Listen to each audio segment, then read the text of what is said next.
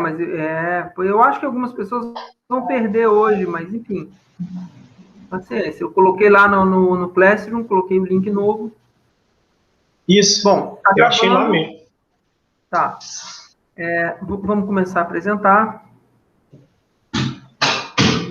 Aqui.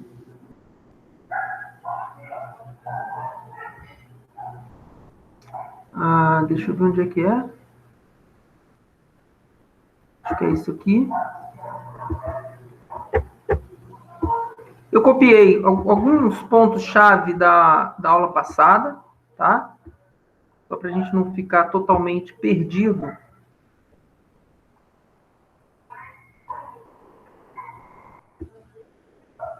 Deixa eu organizar aqui o meu espaço.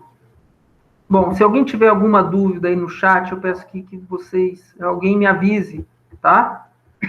Porque eu estou no laptop, a tela é muito pequena, então eu acabo abrindo essa página toda aqui e fico sem ver o chat, tá bom? Bom, então vamos lá. O que a gente viu na última aula, né? A gente começou a estudar o problema bidimensional. Então, a gente... Deixa eu ver se alguém querendo entrar aqui. Não. Deixa eu silenciar aqui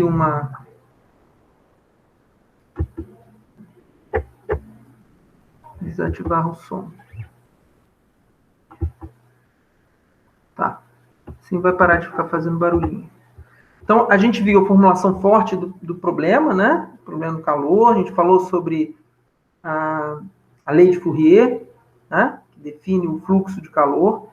E aí, bom, essa é a formulação forte. Para a gente chegar na formulação fraca, a gente está considerando esses dois espaços. O espaço H, que é o espaço onde a gente vai buscar a solução. Tá? Então, são soluções suaves e que satisfazem a condição prescrita. Né? E as funções teste, que são funções que estão, de fato, no espaço vetorial. Tá? Elas também são suaves, têm a mesma suavidade, mas são zero na fronteira de temperatura prescrita. Chama atenção para isso novamente. O espaço V é, de fato, um espaço vetorial. Tá? H não é um espaço, H é um conjunto. A gente chama de espaço, se lembra disso? No problema unidimensional eu falei sobre isso. A gente chama de espaço, tá? Mas é um espaço entre aspas, aí, não é um espaço vetorial. A gente chama de espaço por força da linguagem apenas. Tá? Basta a gente ver que duas funções que estão em H, se a gente somar essas duas funções, a soma não está mais em H. Por quê? Porque a soma vai valer 2P na fronteira prescrita. Né? Então, não é mais... a soma não pertenceria mais a esse conjunto, logo isso já mostra que H não é um espaço vetorial. Bom, essa aqui é a formulação fraca, então, né, que a gente fez. A gente multiplicou a equação diferencial por V, integrou, aplicou o teorema da divergência e chegou nessa expressão aqui. Nosso objetivo hoje é a gente chegar na formulação de Galerkin, tá? Como a gente fez no problema unidimensional. O problema, né, qual é o problema que a gente tem? O problema que a gente tem é que esses dois espaços aqui são diferentes, né? Então, se eu estou buscando solução no espaço H, no conjunto H, né, eu quero que esse conjunto seja de fato, né, o conjunto onde eu estou buscando a solução, eu quero que seja de fato um espaço vetorial. Por quê? Porque eu quero, né, eu vou querer discretizar esse espaço, eu vou querer considerar um subespaço de dimensão finita. Para eu poder dizer o seguinte, olha, a solução numérica que eu estou buscando é uma combinação linear das funções da base. Então, só faz sentido eu falar em base, né? Dizer que qualquer função é gerada pelas funções da base, então quem eu estou buscando vai ser uma combinação linear das funções da base. Só faz sentido se o espaço onde estou buscando a solução é um espaço vetorial. E H, do jeito que está, não é um espaço vetorial. Então, o que a gente vai fazer? A mesma coisa que a gente fez no problema unidimensional. Nós vamos mudar a variável. Ao invés de buscar uma função U, nós vamos buscar uma função W. E essa função W, da forma como ela vai ser construída, ela sim vai pertencer, na verdade, ao espaço V. Ou seja, as funções a minha incógnita, né, que eu vou buscar agora, depois que eu reescrever o problema, ela vai estar em V, então ela vai ser suficientemente suave e zero na fronteira gama P. Tá? Esse é o procedimento que a gente vai fazer, é o mesmo procedimento do unidimensional. Tá? Só para a gente... eu não tinha colocado isso na aula passada, mas a gente vai reescrever essa formulação W, né, formulação fraca, na forma de operadores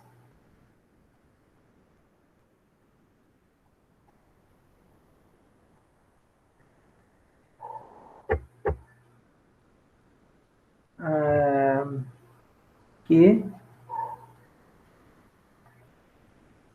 em gama, vamos colocar em gama Q, tá? Então, esse aqui é a mesma formulação fraca, mas usando o operador A, que é esse operador aqui de cima, tá? Então, definição de A, U, V é justamente essa integral que está do lado esquerdo, a definição de V por F é essa integral, e a definição desse parêntese subscrito gama Q é essa integral na fronteira gama Q, tá? Então, aqui só para a gente reescrever a nossa formulação fraca, tá? Bom, então, vamos lá. Vamos começar a falar sobre a formulação de Galé, tá? Então, nós vamos considerar primeiro o seguinte. Nós vamos considerar subespaços, tá? Desses espaços aí que a gente definiu mais em cima. Então, vão ser subespaços de dimensão finita. Tá? E a gente vai definir também, agora a gente vai fazer a mudança de variável. Vamos colocar aqui já uma página. Vou apagar isso daqui. Então, vamos considerar, então, agora uma função WH como sendo uma solução UH menos PH de X. Tá? Só para manter a coerência aqui, também, como eu estou em ômega, né? Manter aquela coerência que eu falei da aula passada, eu vou colocar o x assim, tá? Então, é x1, x2, né? As variáveis, na verdade. Bom, quem são essas funções aqui? Essas funções são o seguinte. Essa UH, ela pertence a esse espaço, ou seja, então ela é uma solução, uma candidata de solução aproximada, tá? Por quê? Porque ela está num subconjunto de H, né? Não no conjunto H todo, tá? E essa função P, H, ela também ela é uma função suave, tá? Falei, a gente não vai muito se preocupar com isso. Relembrando aqui o conjunto, e ela naturalmente, essa pH, ela satisfaz a própria condição de contorno na fronteira gama P, tá? Então, o que eu quero dizer é o seguinte, essa função pH de x, ela vai ser a própria função p de x em gama P, e eu vou definir ela como sendo zero em gama Q. tá? Bom, por que a gente faz isso? A gente faz isso pelo seguinte. O que vai acontecer com essa função W, aqui, ó, WH em X, vamos colocar aqui, em gama P, o que vai acontecer com essa função? Bom, por definição, ela é UH de X menos PH em X, mais em gama P. Repara que a função função H está nesse espaço H maiúsculo, então, na fronteira gama P, vale P. Tá certo? E essa aqui, naturalmente, a gente definiu ela de forma que também seja igual a P, então vale zero. Então, repara que a minha função H, a minha função W, do jeito que eu estou definindo ela, repara, U pertence ao H maiúsculo, P também ao H maiúsculo, tá? HH, né? Então, logicamente, a subtração dessas duas, que define W, também pertence a H maiúsculo, tá? Deixa eu colocar aqui. Então, o que a gente tem? O que eu estou dizendo com isso? Eu estou dizendo que o H pertence a HH. Por quê? Porque tanto U quanto P pertence. E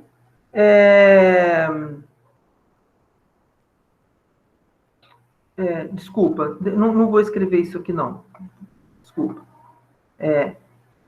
UH, deixa eu usar a mesma notação ali de cima. H1 de ômega. H1 de ômega, tá? Mas o WH é igual a zero em gama P.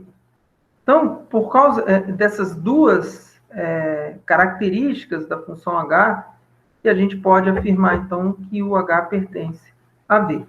Tá? Então, ela é suficientemente suave e vale zero na fronteira gama P. Logo, ela, então, pertence a V. Agora, pessoal, o que a gente tem?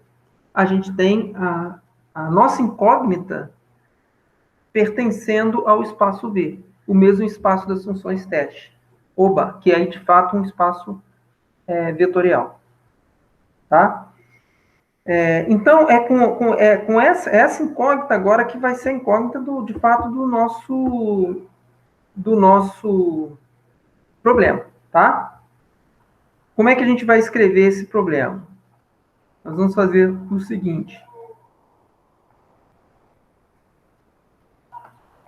Nós vamos definir também a função QH como sendo a função Q de X na fronteira de fluxo e zero em gama P. Tá? E vamos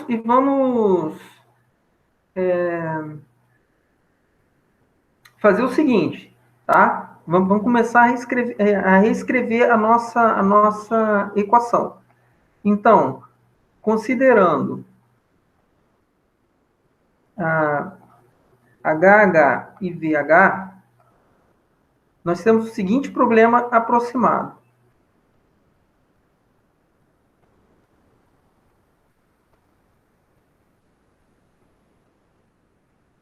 Então, o problema aproximado vai ser a UH-VH igual FVH mais a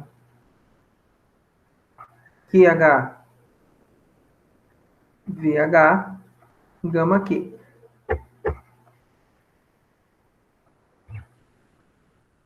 Tá? Esse é o problema aproximado, porque não estamos mais considerando os espaços originais, né? Vou melhorar isso aqui. Tá. Bom, e agora a gente vai fazer a mudança, né? De variável. o WH é UH menos pH. Então, o H vai ser WH mais pH. Então, vamos substituir isso. A gente vai ter aqui WH mais pH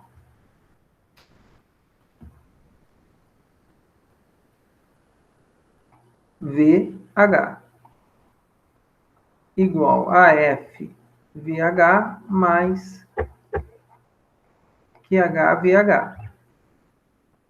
Então, esse operador aqui é bilinear também, né? A gente pode abrir aqui a soma, né? Para ser distributiva. Então, a gente vai ter aqui WHVH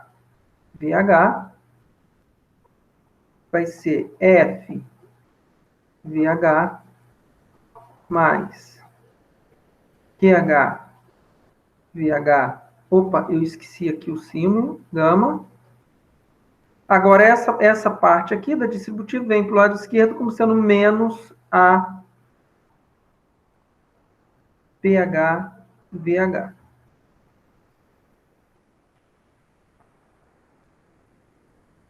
Então, assim, eu espero que nesse momento vocês estejam relembrando, né, lembrando do que a gente viu no problema unidimensional. Foi exatamente isso, tá? Nada diferente. Tá? Então, o problema que a gente vai atacar agora não é mais aquele problema, tá? É o seguinte.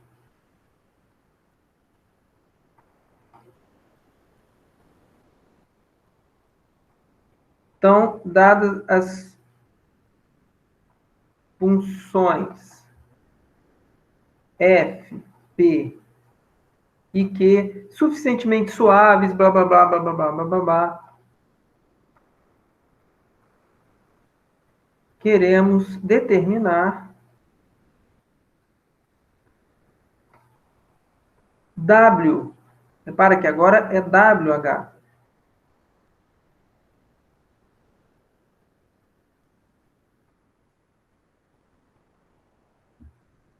Tá?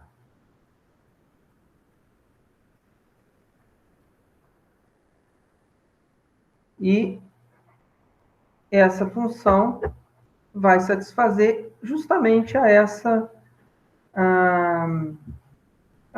expressão aqui de cima, tá? Então, satisfazendo a WHVH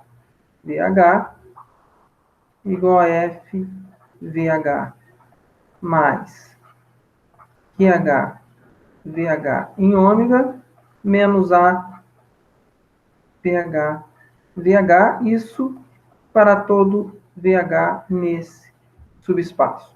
Então, esse aqui passa a ser o problema que a gente vai realmente atacar, tá? Com o método numérico. Tá? Então, essa é a preparação, né? Aquela preparação que a gente tem que fazer na equação. Basicamente, pessoal, esse passo a passo é o mesmo, não importa a equação que você está fazendo. Você tem que, vamos supor, outras equações, né? Cada um aí vai olhar uma equação diferente, não sei o quê. Então, tem que olhar, eu estou buscando a minha solução em que conjunto? Se for um conjunto, né, que se o conjunto já é um espaço vetorial, né, de funções suaves e zero na fronteira, ok. Você não precisa se preocupar com nada. Que foi o que a gente fez lá no nosso primeiro exemplo do problema unidimensional. A condição de contorno era prescrita homogênea. Então, tanto o espaço das soluções quanto o espaço das variações, o espaço das funções teste, eram o mesmo, né? Eles eram iguais. Então, a gente não teve que se preocupar com nada. Quando você tem um valor prescrito diferente de zero, aí você passa a ter um problema. Então, você tem que olhar em que espaço você está buscando a solução e ver, realmente isso aqui é um espaço vetorial? Não é? Então, eu tenho que buscar a minha solução, né? E as minhas funções teste têm que estar todas no mesmo espaço. Então, você faz uma mudança de variáveis e reescreve essa equação. Esse passo é comum, não importa a equação que você vai trabalhar. Tá? Isso aí vai ter que fazer. Bom, vamos lá. que mais que a gente pode fazer? Vamos considerar agora, já que a gente está aqui no VH, né? Vamos considerar uma base, tá? Então, nós vamos considerar aqui uma base para esse subespaço.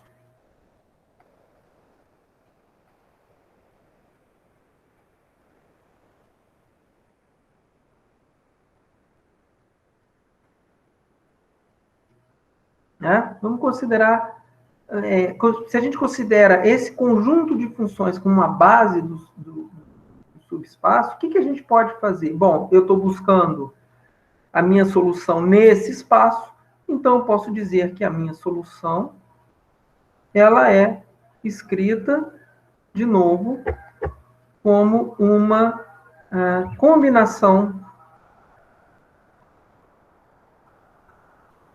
linear das funções da base. Né? E aí, o que a gente faz de novo? A gente vai pegar essa expressão e substituir, né, na formulação assim. Então, substituindo, a gente vai ter a somatório J de 1 até N, CJ πjx, VH, F, VH, mais QH, VH, em gama, menos a PH, VH, tá? De novo, o operador aqui permite que a gente retire, né, esse somatório, essas constantes. Então, vai ficar somatório J de 1 até N, a VH, PJ, CJ. Aqui, vamos manter tudo do jeito que está.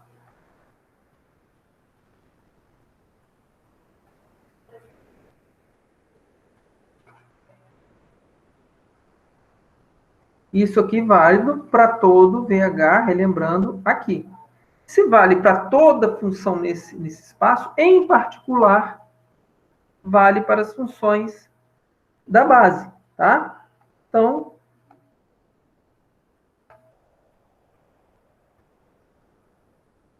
o que nós vamos fazer? Nós vamos fazer essas funções VH, assumir cada uma delas, cada uma das funções da base, tá? Esse também é um procedimento padrão para a gente chegar na formação de Galerkin. Tá? Então, o que a gente vai ter aqui? Ó? Aí, substituindo a cada momento VH por uma das funções da base, a gente vai obter o seguinte. Somatório, J de 1 até N, A, Φ, Φj, CJ. F, Φ, QH, Φ em gama, menos A, PH, Φ. Agora eu tenho I variando de 1 até N. Ou seja, quando eu faço I variando, para cada valor de I eu tenho uma equação. Né? E aí vocês já perceberam que o que a gente obteve, na verdade, de novo, foi um sistema linear. Né?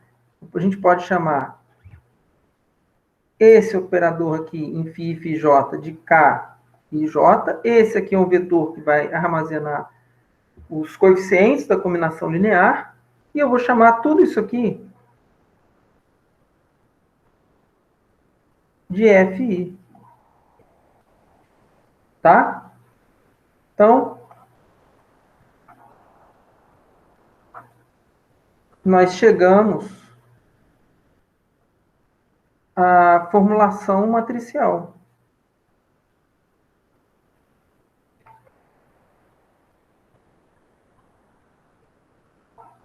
Qual a formulação matricial que a gente chega?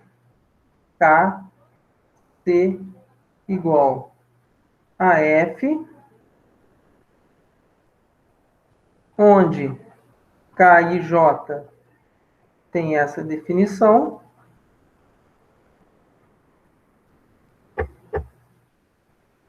E φi é essa aqui, né? Vamos colocar aqui sem preguiça de escrever. F φi mais QH φi em gama menos A PH φi. Então, mais uma vez, chegamos a um sistema linear. Uma coisa que eu não falei, eu passei direto aqui, e vou continuar passando direto, eu vou só citar, quando a gente chega nessa formulação fraca aqui, deformulação fraca, aqui, quando a gente chega nessa formulação fraca, é possível mostrar que essa formulação fraca tem solução. Então, vamos recordar, né? Na aula passada a gente mostrou a equivalência da forte com a fraca. Ou seja, resolver o problema forte é o mesmo que resolver o problema fraco, em termos de que a solução de um é a solução do outro. Né? A solução do fraco também é a solução da forte. Então, vamos resolver a formulação fraca. Mas a formulação fraca tem solução? Ela é única? Sim. Tá? Nesse momento aqui, vou colocar aqui em vermelho, vou escrever aqui apertadinho, tá? Pelo teorema de Lax-Milgram,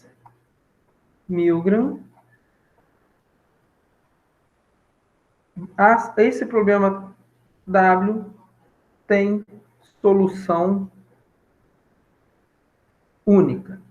Então, o que diz esse teorema de forma reduzida? Que se A tiver certas características e F certas características, né, mostrando que é suave, blá, blá, o domínio também, com borda suave, tem todas as hipóteses. Mas o principal aí são hipóteses sobre esse operador A e F, e a função F. Então, o problema vai ter solução única. A Vânia até comentou agora, né, antes da aula, a gente chegou à conclusão que o meu operador não é coercivo. Então, o operador A, ele tem que ser linear, na verdade ele é bilinear, contínuo, coercivo, e F suficientemente suave, então o problema tem solução única.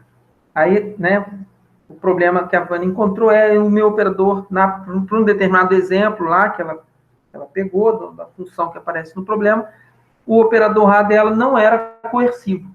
Então, ela não caía nas hipóteses do teorema do Lax-Milgram. É isso que eu estou imaginando, né, Vânia?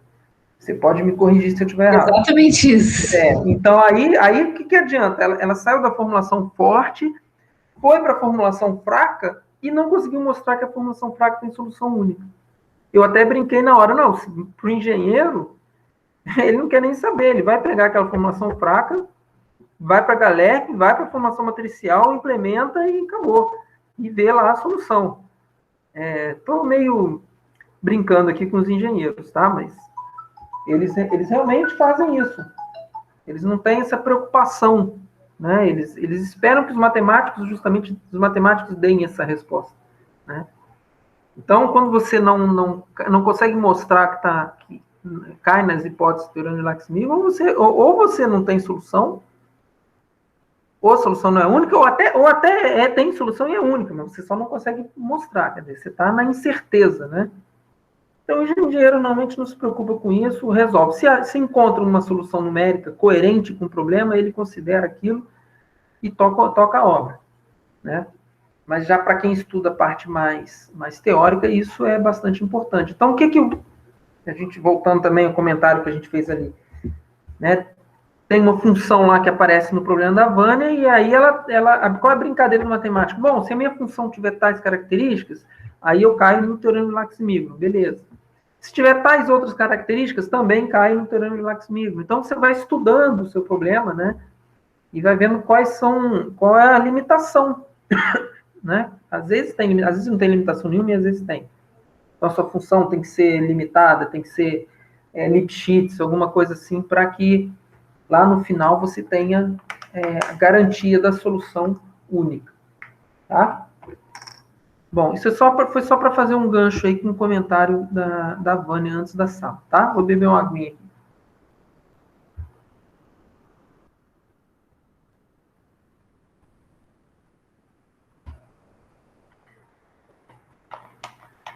Bom, vamos lá. Agora, chegamos na formulação matricial, né? A gente sabe, a gente não sabe ainda como a gente vai calcular essas matrizes.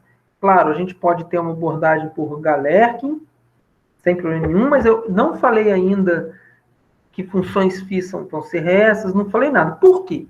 Porque antes da gente abordar, antes da gente detalhar, né, como vai ser feita a conta dessa matriz e do vetor, a gente, né, antes de dizer qual vai ser a função de interpolação, antes disso tudo, a gente tem que se preocupar com uma outra coisa. E eu sempre falo, até com meus alunos de cálculo numérico, toda vez que for resolver um problema, uma equação diferencial, seja um problema de valor inicial, seja um problema de valor de contorno, lá a gente ensina diferenças finitas, né? Bem básico. Eu sempre brinco com eles, vocês têm sempre que desenhar o eixo e representar a discretização. Sempre tem que fazer. Então, esse é o ponto em que a gente tem que falar sobre a discretização.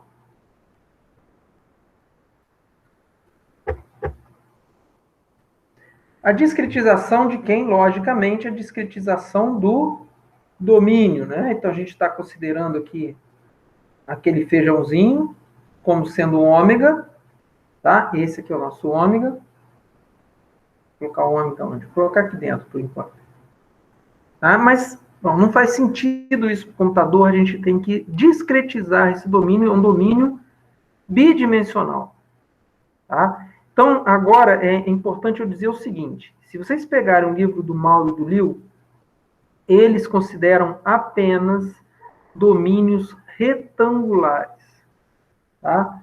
Isso, para muitos de vocês, isso vai ser mais do que suficiente, porque, por exemplo, para a Vânia, para a Loise, com certeza, porque elas vão fazer um estudo mais teórico, né, da aplicação do método em determinados problemas. Então, muito provavelmente o domínio que elas vão encontrar, vão ter que trabalhar, é um domínio retangular.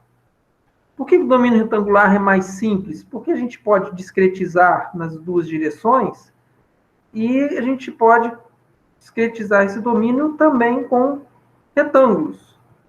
Tá? Aqui não saiu nada parecido com retângulo, mas enfim, vocês estão... Conto com a boa vontade de vocês para me perdoarem o mau desenho. Então, nós temos retângulos, né? E aí fica muito mais fácil a geometria, muito mais fácil de trabalhar. Marcelo, isso tem a ver com a escolha do polinômio, não? Não. Não? Não.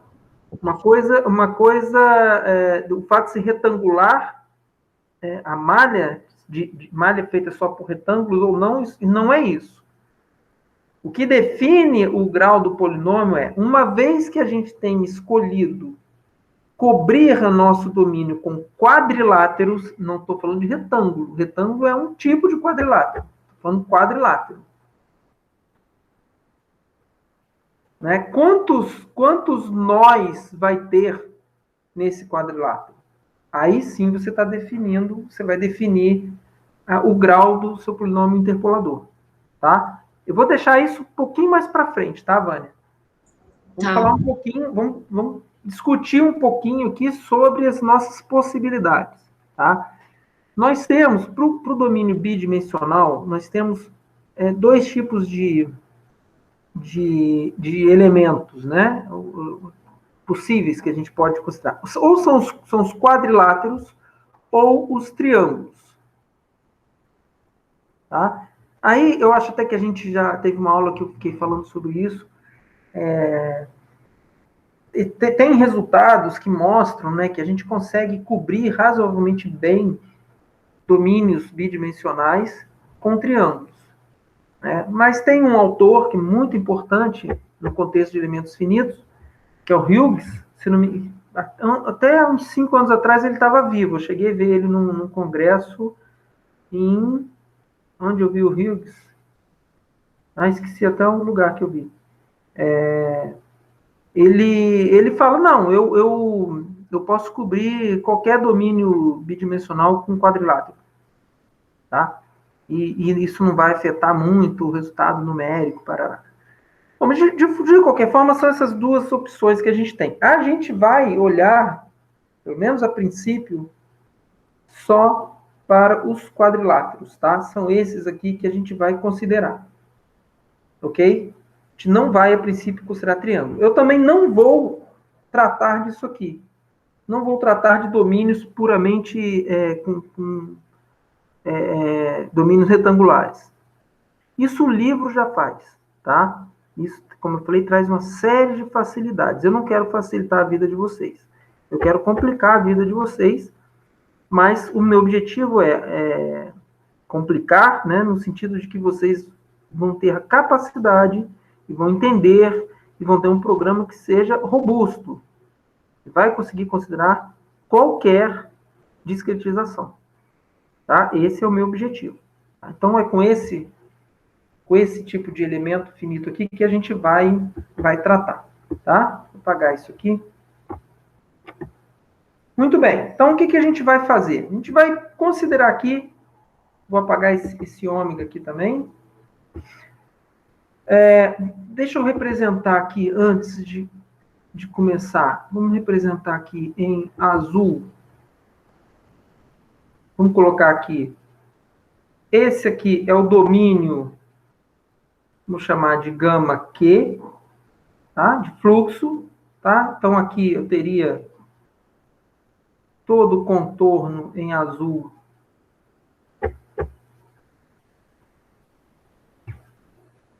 É o contorno que eu conheço o fluxo de calor, né? Transferência de calor aqui pela fronteira, por essa fronteira. E eu tenho também, começando daqui e daqui, essa outra fronteira aqui. Tomara que o desenho não fique muito carregado.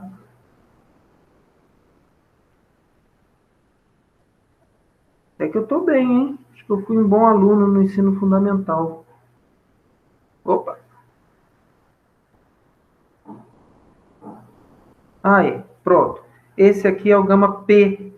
Aqui eu tenho temperatura prescrita, né? Então, só relembrar, a fronteira é dividida em duas, né? Em duas partes. Eventualmente, você pode ter um problema só de temperatura prescrita, um problema só de fluxo, mas a fronteira total é a união é a união fechada, né? Desses dois conjuntos, e a interseção entre eles é nula, tá? Conjunto vazio. Muito bem. O que a gente vai fazer?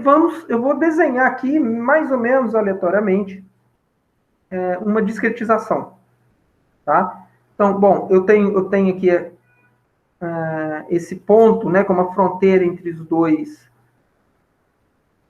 entre os dois tipos de contorno. Então, eu vou colocar um quadrilátero com vértice justamente ali, tá? Então, vamos pensar aqui alguma coisa assim, tá? Aqui,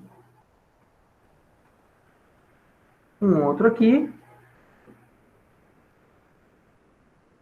um outro aqui. Reparem que, claro que a gente está, né, como a gente está cobrindo uma região, né, curva, segmentos de reta, é claro que eu vou perder informação aqui, né? Deixa eu ver aqui, deixa eu vir para o lado de cá. Não quero que seja uma discretização muito bem feita, não. Quero que ela seja meio grosseira mesmo.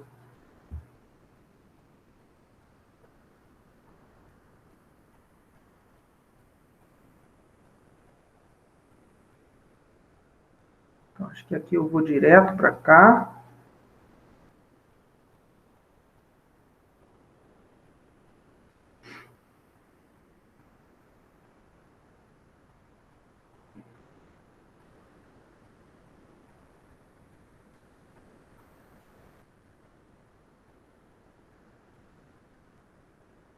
Pronto. Tá aí. Né? Logicamente, não é uma boa discretização desse domínio, mas é uma discretização didática. Tá? Bom, então, o que a gente está considerando? A gente vai considerar, vamos colocar aqui, cada subdomínio desse aqui, a gente vai chamar de elemento finito. Tá? Então, nós estamos considerando elementos finitos quadriláteros.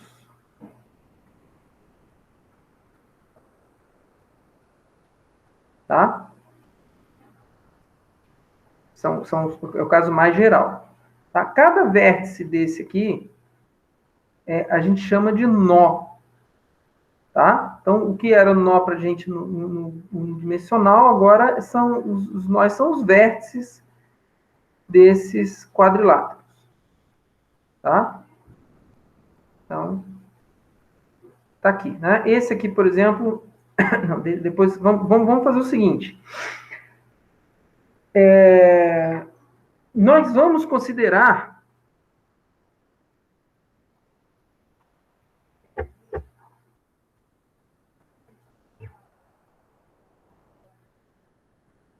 elementos finitos com 4 nós.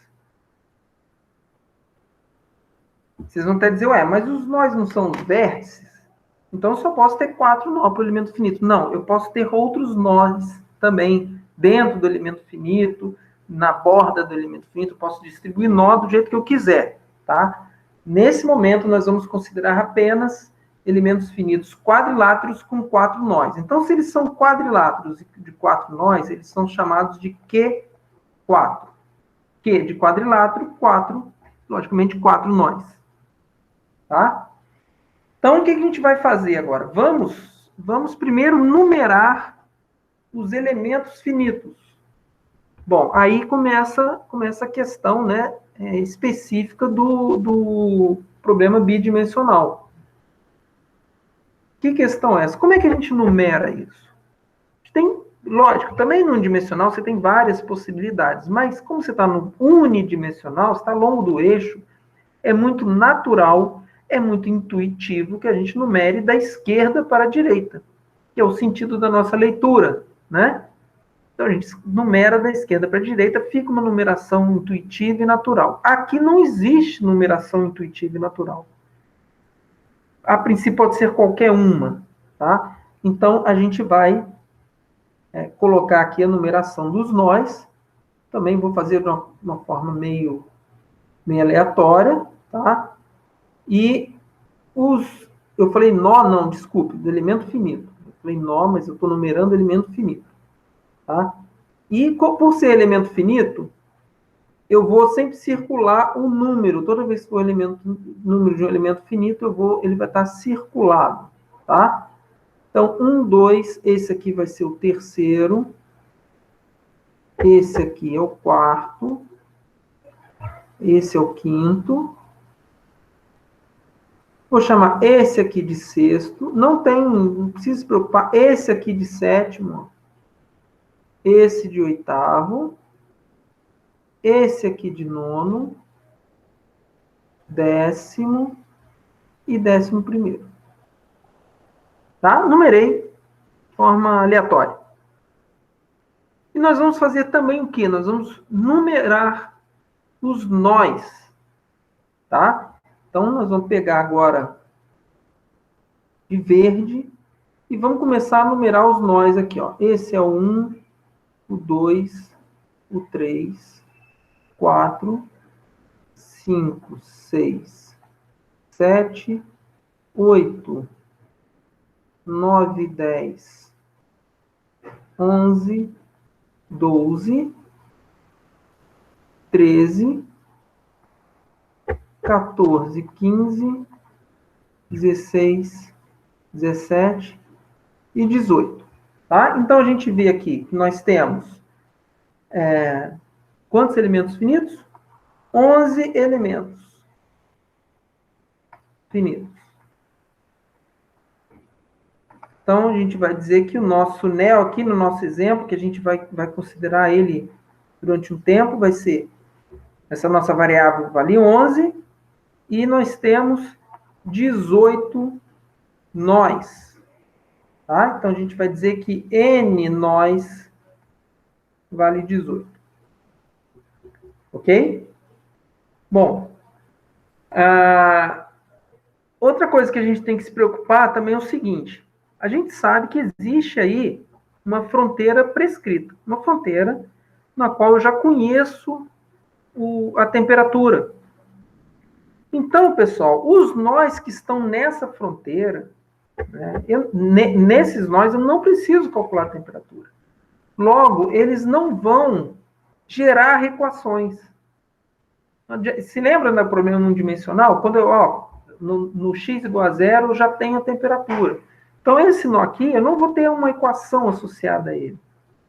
Eu não preciso, eu tiro ele do meu Marcelo, problema. onde está o nó 15 que eu não estou me identificando? O nó 15 ficou, que a letra ficou péssima. O nó 15 é esse aqui, ó. Ah, tá. Obrigada. Tá? Esse aqui, gente, ficou ruim também. Eu vou reescrever, é o 1. Eu fiz pequeno porque eu vou querer depois numerar os nós de novo. Vai dar Marcelo, oi? Me surgiu um questionamento.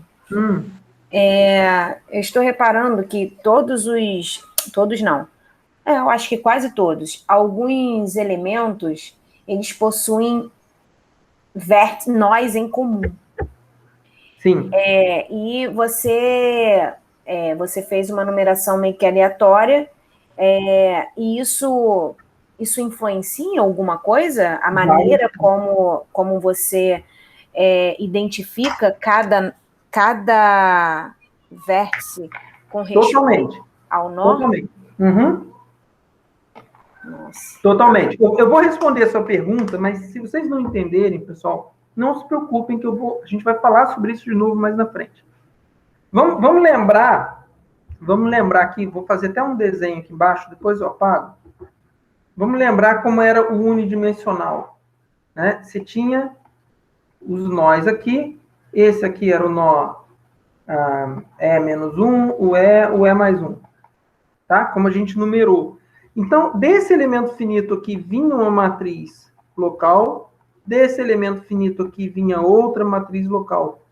Como elas tinham um nó em comum, ficou fácil de ver que a relação entre elas lá na nossa matriz global era essa aqui, ó. Tá? Eles tinham aqui uma soma de elementos aqui.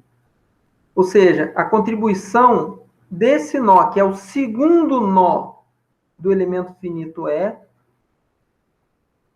ele é, ao mesmo tempo, o primeiro nó do elemento finito mais 1. Então, como a gente sabia isso, né, e essa regra se repetia, foi por isso que a gente percebeu que, ao construir nossa matriz global, a gente tinha esses lugares aqui, ó, que a gente tinha que somar, né? Somar as contribuições. Tá? Beleza, e isso resultou em quê? Resultou numa matriz tridiagonal. Ok? Bom, isso foi o unidimensional. Esqueça tudo isso agora. Porque agora estamos no bidimensional. Então, qual é a influência da numeração? Né? Eu vou mostrar para vocês mais na frente que isso aqui, essa coisa bonitinha que a gente vê aqui, não existe mais no bidimensional. Então, quando a gente pensa na matriz global agora, do bidimensional, os elementos de uma matriz local vão entrar espalhados na matriz.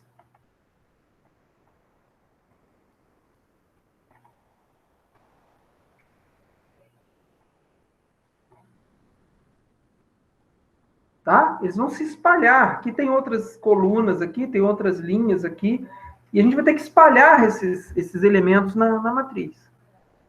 Então, o que influencia? O ideal é a gente construir uma malha, né, numerar os nós, de forma que esses elementos, né, no final das contas, os elementos da matriz global, que são diferentes de zero, sejam o máximo possível agrupados ao redor da diagonal principal.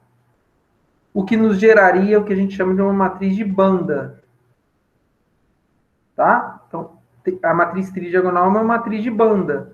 Tá? Mas para isso tem uma técnica, Marcelo? Tem técnicas, mas isso é um estudo por si só. Tá? Então, a gente não aborda isso. Na verdade, eu vou ser sincero, eu nunca estudei, nunca tive real interesse em estudar isso. Tá? Mas quem faz muito isso é o pessoal de computação gráfica, de geometria computacional, e é esse pessoal que faz muito isso. Tá? Porque isso é usado na computação gráfica direto. Né? A computação gráfica, quando você vê um filme, né, que tem recurso de computação gráfica, aquilo são malhas. São malhas. Só que não é uma malha, não necessariamente de elementos finitos, mas é uma malha. Em cima da malha que eles colocam cor, iluminação e coisas do tipo. Então, eles trabalham com malha direto. Né? Então, é interessante definir uma numeração, fazer uma numeração que economize espaço em memória. Entendeu? Tem uma série de vantagens isso. Tá? Então, sim, influencia, mas não é uma preocupação nossa. Tá? Depois, mais para frente, eu vou mostrar para vocês que no caso retangular, aí é fácil a gente perceber qual é a melhor forma de numerar. Se a malha for construída com elementos retangulares, aí fica tranquilo. Tá? Mas aqui não vai ser uma preocupação nossa. Tá bom, Loise?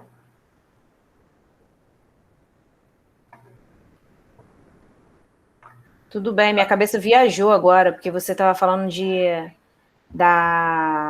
um estudo, né, para isso, para que você tenha uma matriz banda, então eu já fiquei pensando, mas se a gente não trabalhar com a matriz em banda, trabalhar com a matriz cheia, em termos de você encontrar a solução, eu acho que vai ter um custo computacional muito grande. Uhum. Aí eu fiquei pensando, então é interessante a gente saber de que maneira a gente consegue discretizar de tal forma que eu consiga uma matriz mais favorável para encontrar a solução. Exatamente. Fiquei pensando sobre isso.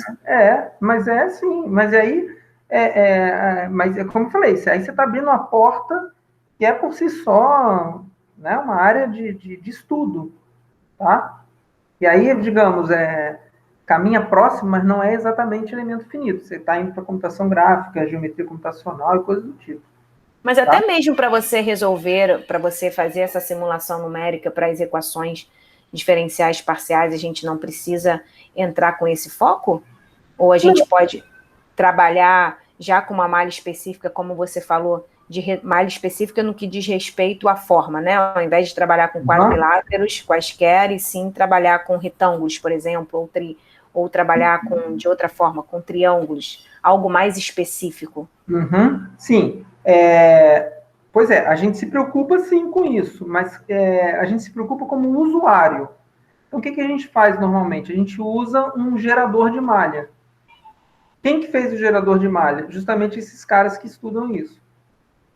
Eles não necessariamente estudam elementos finitos. Eles sabem que elementos finitos usam uma malha e que essa malha, o ideal que tem uma numeração esperta, boa, né, para ter certas características na matriz. Mas é só isso, a gente se preocupa nisso tentando usar um bom gerador de malha. E aí me surgiu outra coisa também, né? Quando a gente está trabalhando no unidimensional, que a gente faz a discretização, existem problemas, como nós vimos em sala, que dependendo da função ou da solução exata que é trabalhada, a gente precisa ir alterando a malha, né? A discretização. Então, isso também pode ocorrer aqui, no caso bidimensional, em termos da numeração, a gente tem que ir alterando essas numerações. Não. A numeração influencia na estrutura da matriz. É claro que, como você mesmo observou, uma matriz muito cheia, né, que eu não consigo economizar nada, bom, vou ocupar mais espaço de memória. Né? O ideal é que a matriz seja de banda, seja tridiagonal ou pentadiagonal, sei lá, heptadiagonal, alguma coisa do tipo. E aí você consegue não só economizar memória, como fazer até mais contas. Você sabe que dessa diagonal para cima e dessa outra para baixo, tudo é zero, você não precisa ficar fazendo conta com zero. Então, você consegue otimizar o seu código. Por exemplo, o seu resolvedor, o seu solver do sistema linear. E aí você, indiretamente, se você está fazendo menos conta, você vai diminuir o erro de máquina. Tá? Mas não é assim... essa influência é indireta. Percebeu como é que é indireta? A numeração. Quando você falou que às vezes a gente precisa redefinir a malha para ter um resultado melhor, sim. Você pode até fazer isso conforme está calculando, conforme está resolvendo o problema. Que é o que a gente chama de malhas adaptativas. Então, você começa a resolver o problema, percebe que numa determinada região do seu domínio o seu resultado não vai ficar bom. Aí o que você faz? Ou você manda, você tem a mesma quantidade de nós, mas concentra os nós naquela região. Então é como se eles se deslocassem, fossem para aquela região. Ou você pode até colocar novos nós. São duas formas diferentes de ver isso. Tá? Ou você faz isso no pré-processamento. Fez uma malha, gerou o resultado, viu que o resultado não está bom e preciso, né, ou analisou a sua solução, viu que a sua solução varia muito, né, tem uma variação muito grande numa determinada região do seu domínio, você fala, não, vou gerar outra malha. Você vai gerar outra malha, mais refinada naquela região que você precisa, e roda de novo o programa. Você pode fazer isso manualmente, digamos, ou fazer o remalhamento automático, né? Que são essas malhas adaptativas. Entendi. Obrigada. Tá? Beleza. É um assunto interessante. Eu só li, nunca fiz nada assim de malha adaptativa, não. Nem sei como é que está o estado da arte hoje em dia. Mas tem essas duas, que eu me lembro, tem essas duas técnicas, tá? Uma que você desloca os nós, outra que você cria novos nós e, consequentemente, novos elementos finitos. Cada um tem sua vantagem e sua desvantagem, e tem até uma abordagem que é mista, que você faz as duas coisas, tá? Muito bem. Então, eu não vou apagar essas coisas não, tá? Vou deixar aqui mesmo, porque quem assistiu... Vou deixar aqui mesmo. Bom, vamos lá. O que a gente pode fazer? O que eu estava falando é o seguinte, né? Como a gente tem aí alguns... Opa! Fugiu aqui a página. Como a gente tem, assim, alguns nós que estão na fronteira prescrita, então a gente já conhece a temperatura. Vamos definir esses nós. Eu vou colocar esses nós em vermelho, né? Para ser coerente com a cor que eu coloquei aqui da fronteira prescrita. Bom... Repara que esse nó aqui, esses dois nós, o nó 4 e o nó 15, eles, pontualmente, é como se eles pertencessem aos dois, mas eu não posso ter isso, né? Ou ele pertence a uma fronteira, ou pertence a outra fronteira. Tá? Isso a gente tem que tomar uma decisão.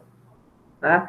Porque no nosso problema aqui, ó, ao longo dessa partezinha aqui da fronteira, eu tenho fluxo, eu tenho a derivada.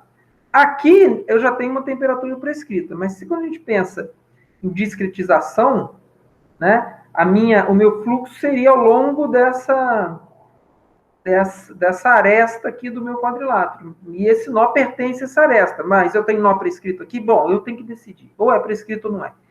Então, eu vou colocar esse nó aqui como prescrito, por isso ele vai ficar em vermelho, e vou colocar esse nó aqui como sendo nó de fluxo, tá bom? Então, vamos fazer o seguinte, eu vou apagar esse negócio aqui, porque eu quero espaço aqui.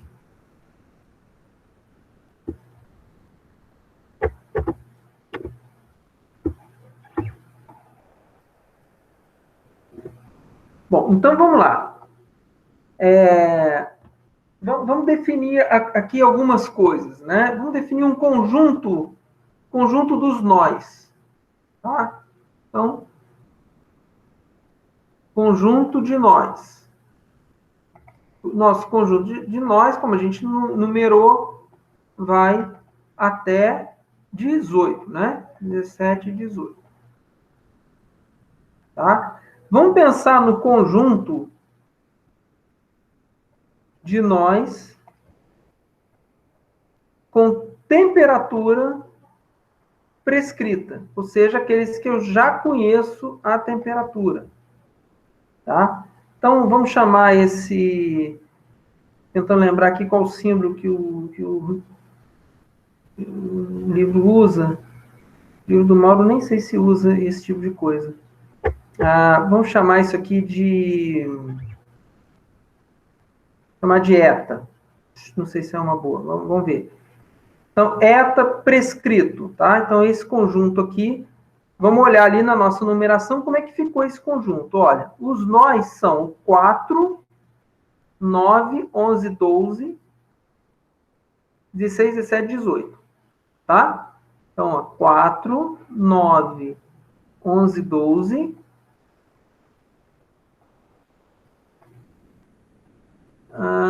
12, 16, 17, 18.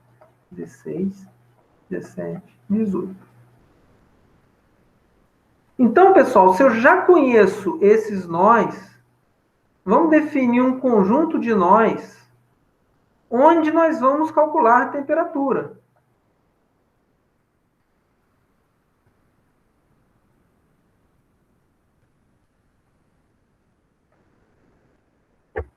Então, vamos chamar esse cara de... Ixi, estou sem símbolo aqui. Esse eta não foi uma boa letra. Tá, vou fazer o seguinte, eu vou tirar esse símbolo aqui de cima. Tá? Vamos chamar isso aqui de eta. Esse aqui vai ser eta. Então, quais são os nós onde eu vou calcular a temperatura? Né, é o conjunto total menos esse.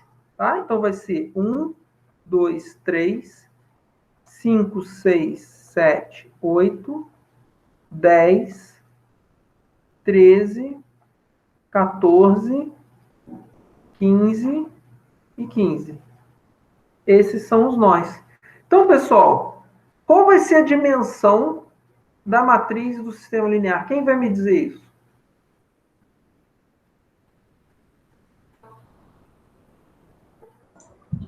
Os nós que não têm temperatura prescrita? Isso. Qual é essa quantidade aqui? 1, 2, 3, 4, 5, 6, 7, 8, 9, 10, 11. Então, nós temos 11 incógnitas. Tá? Então, a nossa variável, que eu vou chamar de NEQ, o número de equações é 11. Por quê? Por que 11? Porque eu tenho 11 nós nessa malha, onde que não são nós prescritos. Então, logicamente, são nós onde eu vou calcular a temperatura. Tá certo? Então, eu tenho 18 nós no total, mas desses 18 nós, só em 11 eu vou calcular a temperatura. Tá? Bom, muito bem. Então, reparem o seguinte, qual é a questão no problema bidimensional? Vamos comparar com o unidimensional. No unidimensional, a gente numera da esquerda para a direita, e, naturalmente, quando a gente tem temperatura prescrita, ou é no primeiro nó, ou no último nó, ou em ambos. Então, é fácil, pessoal. É muito fácil. É só desconsiderar o primeiro e desconsiderar o último. E aqui, eu posso fazer isso? O que vocês acham? Eu posso pensar dessa mesma forma? Não posso. Não. Não posso, porque olha só os nós onde eu tenho temperatura prescrita, olha os nós onde eu vou calcular. Os nós onde eu vou calcular são 1, 2, 3, 5, pulou 4. 6, 7, 8, 10, pulou 9. Isso é muito estranho. Poxa, eu preciso, o que eu quero, já que são 11 equações, eu quero ser capaz de, por exemplo, fazer um for i de 1 até 11. Eu não quero ter que fazer um for i de 1 até 18, pulando o 4, o 9, o 11, o 12, o 16, o 17, 18. Entenderam a questão? No unidimensional, bastava eu não considerar o primeiro e o último. Então, eu fazia um for de 2 até número de nós menos 1. Beleza. Aqui, não. Aqui, se eu for manter o mesmo raciocínio, eu teria que fazer um for de 1 até 18 e ficar verificando se aquele nó gerou equação ou não. Isso é muito trabalhoso. Não é eficiente. Então, o que a gente faz? A gente vai fazer uma estrutura, tá? Vai definir uma estrutura que relaciona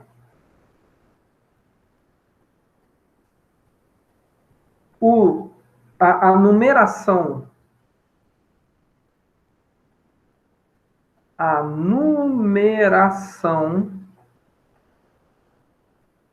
do nó com a numeração das equações. Ficou claro aqui a necessidade de fazer isso? Por ser um problema bidimensional, com a numeração qualquer, a gente não pode, não consegue uma regra tão simples quanto a regra do problema unidimensional, que seria tirar a primeira equação e a última equação. Tá? Essa estrutura aqui, que vai fazer esse relacionamento, ela é uma estrutura chamada EQ, que vem de equação. Essa estrutura, o que é? Ela vai ser um vetor, tá? Que eu vou representar assim como se eu estivesse lá dentro da memória do computador. Esse vetor tem a mesma quantidade, ele tem de elementos a mesma quantidade de nós. Então, vamos lá. 1, 2, 3, 4, 5, 6, 7, 8, 9, 10, 11, 12, 13, 14, 15, 16, 17, 18. Tá? Então, ele tem 18 posições. Vamos colocar aqui. EQ é um vetor com N nós posições.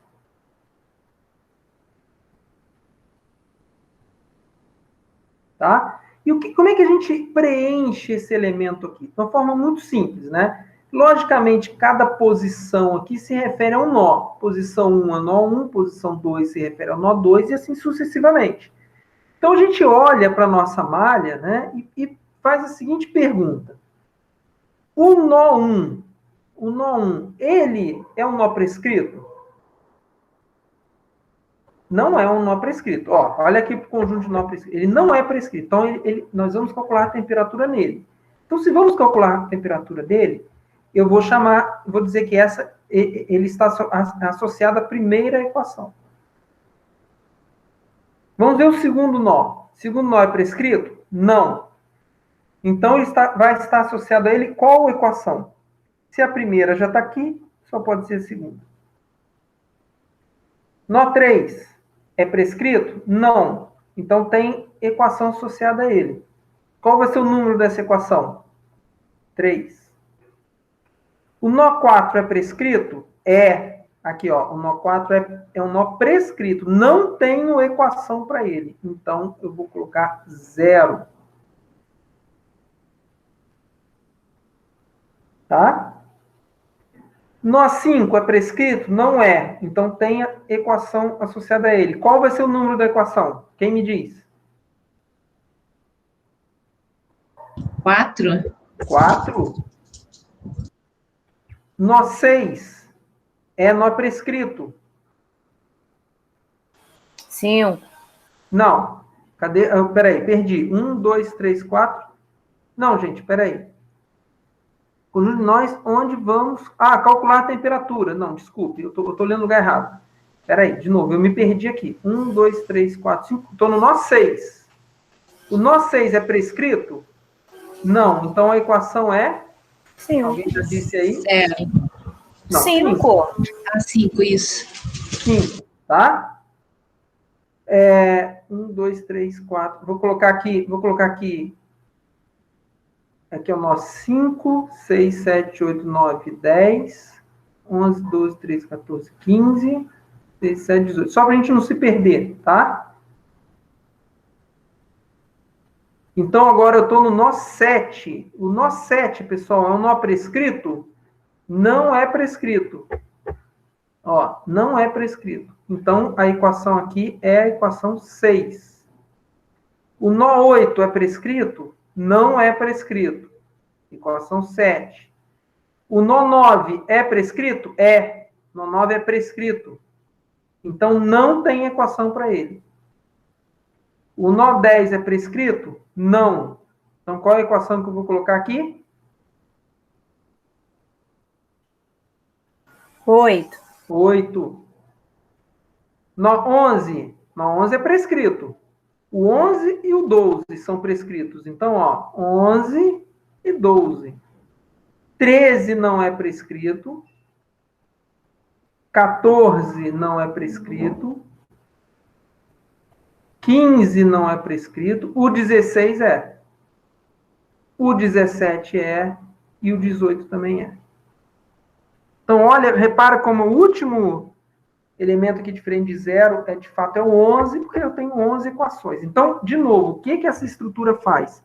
Ela associa aqui a cada nó da minha malha, associa um número de equação. Tá? A gente pode dizer que I vai ser 0 se I pertence ao conjunto de nós prescritos. Né? E aí ele vai ser igual a quem? Vai ser... Não vou nem conseguir colocar uma fórmula matemática aqui para isso. Vamos colocar só isso aqui que tá bom. E quando ele não está aqui no prescrito, a gente vai numerando as equações. Tá?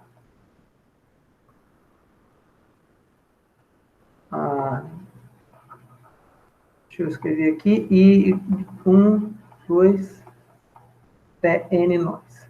Entenderam? Meninas, entenderam a construção dessa estrutura? Sim. Como é que ficaria a estrutura de um problema dessa estrutura aqui, de um problema unidimensional, com fronteiras prescritas e 18 nós?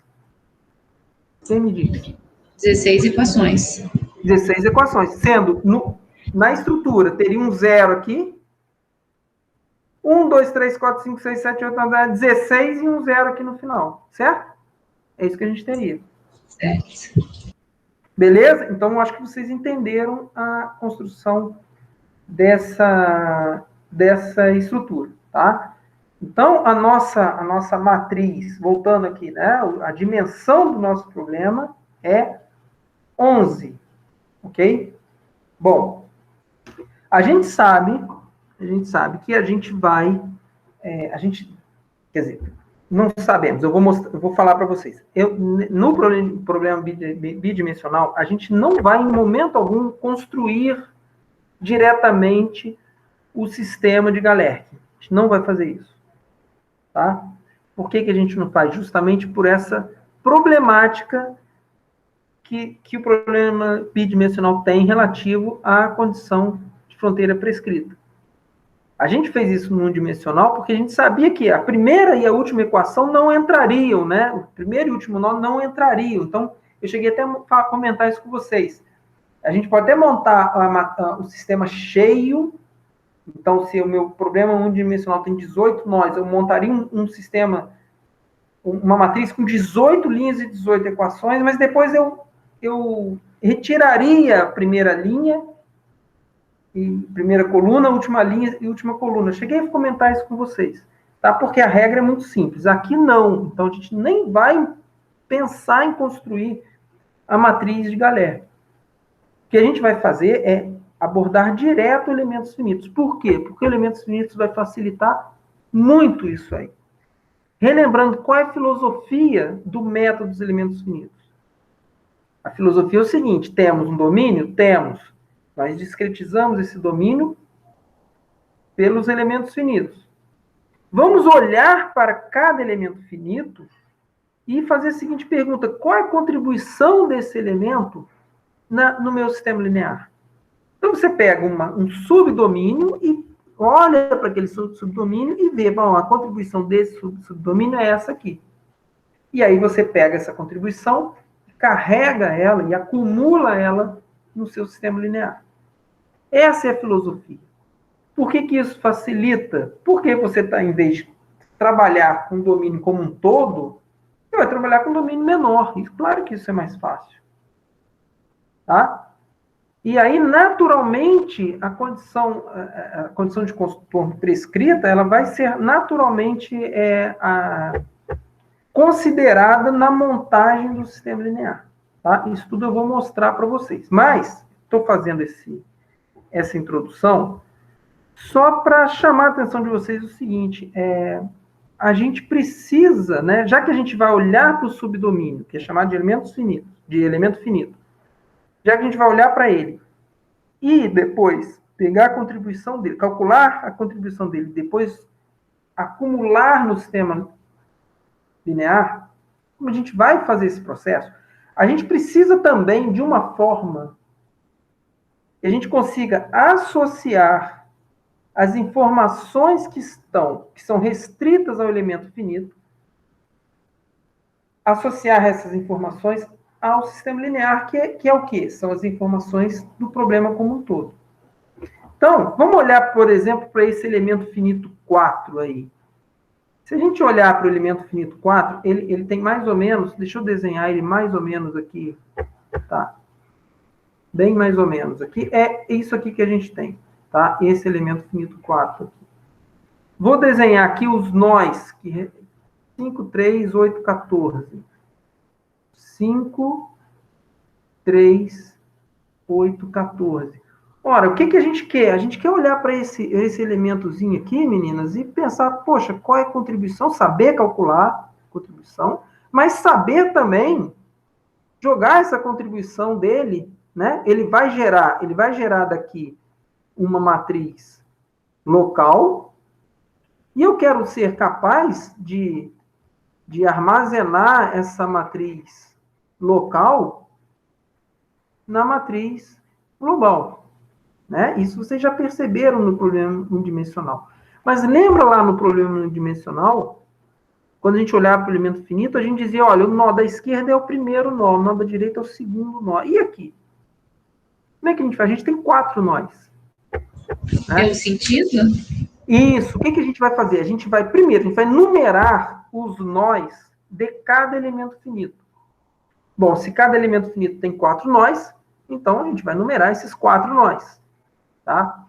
E aí, a gente tem que usar a regra da mão direita, é uma convenção, tá? Que a gente vai usar a regra da mão direita.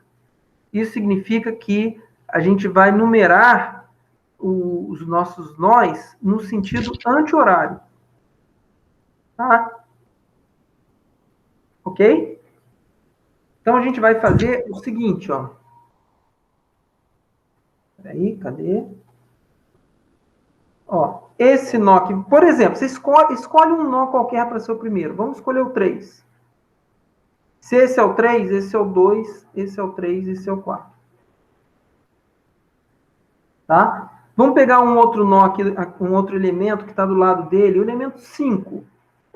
Tá? Então, o elemento 5, ele está assim, ó, mais ou menos. Esse é o elemento 5. Né? Quais são os nós do elemento 5? Tem ali o 5 e o 14, que já estão ali, mas tem o 7 e o 15 também. Esse aqui é o 7, esse aqui é o 15. E a gente vai numerar também esses nós do elemento 5, de forma independente do elemento finito 4. Então, eu escolho um nó qualquer, pode ser esse. Se esse é o nó 1, esse é o 2, o 3 e o 4. Então, repara, o nó 5, ele é o segundo nó do elemento finito 4, também é o segundo nó do elemento finito 5. O nó 14, ele é o terceiro nó do elemento finito 4 e é o primeiro nó do elemento finito 5. Ok? Tá? Ok. Então, esse elemento finito aqui, ele vai me dar uma matriz local 5, que a gente também vai carregar lá na matriz global. Então, o que a gente vai fazer? A gente vai fazer o que a gente chama de numeração local. Então, repara que o nó 14, por exemplo, o nó 14, o número global dele é 14. E o número global? Bom, desculpe, o número local? O número local dele no elemento finito 5 é 1. E o número local dele no elemento finito 4 é 3. Então, entendeu? Que tem a numeração global e a numeração local. Tá? Então, só para chamar a atenção aqui, a numeração global, ela vai de 1 até a quantidade de nós. No nosso caso aqui são 18, né? A numeração, vou até colocar aqui I, que é o índice que a gente costuma usar, e a numeração local aqui, a gente costuma usar o A, 1, 2, 3, 4. Professor, desculpa te interromper, mas eu vou ter que sair da aula. O senhor pode colocar essa aula hoje para eu poder, Eu ponho sim. Tá bom. Já vou parar, tá? Porque a gente não vai ter tempo de estudar essa relação do local com o global. Então, acho que é um bom momento até da gente parar, pessoal. Tá. Tem 20 minutos, eu não consigo terminar. Então, não adianta eu começar, parar no meio e começar de novo na próxima aula. Então, a minha sugestão é a gente parar por aqui, tá? Só vou deixar um gancho para a próxima aula. A gente vai olhar para a malha. Cadê a malha? Passou. Aqui. A gente vai agora fazer a numeração local, tá? Vamos colocar 1, 2, 3, 4, 1, 2, 3, 4, 1, 2, 3, 4 para cada elemento finito aqui. E aí, vocês já perceberam que por causa disso aqui, como cada elemento finito vai contribuir na matriz global, a gente vai ter que ser capaz de associar a numeração local com a global. Certo? Faz sentido isso. Por quê? Gente, qual vai ser a dimensão da matriz local aqui? Quem me diz? 4 por 4. 4 por 4. 4 por 4, porque eu tenho 4 nós. No problema unidimensional era 2 por 2, porque eu tinha 2 nós.